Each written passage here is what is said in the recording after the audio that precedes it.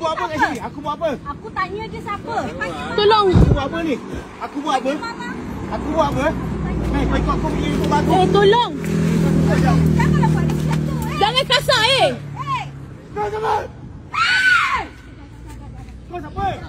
Tolong. Kau siapa? Kau nak tolong?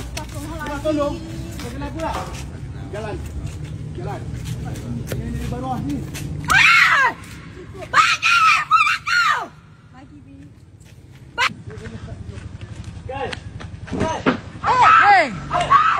Kau gila ke buka dia macam tu, oi? Macam ni, kalau bini dia tak cakap dia kat bini dia, tak ada masalah pun. Tak ada, betul. Kalau tak Saya tahu bukan kan. suami. Apa, dia bukan suami saya, dia bukan saya bukan Tak, isteri dia. Kakak panggil dia B apa semua. Astagfirullahalazim. Boleh Kak, saya dia dekat memanglah, kakak panggil dia B. memang aku dah panggil dia B. Tahu tak B tu apa? Apa B? Brother lah.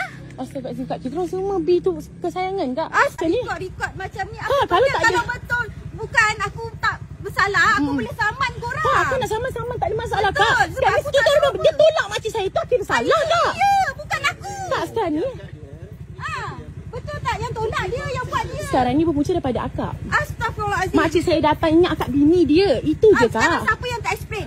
Kak, sekarang ni Aku cakap dengan dia explain. Dia explain ke tak? Aku Kak, pun kalau tak tahu. daripada akak macam Aku nak mana? ambil tahu ke benda ni? Akak kata aku nak ambil topik tak benda ni. Itulah dia orang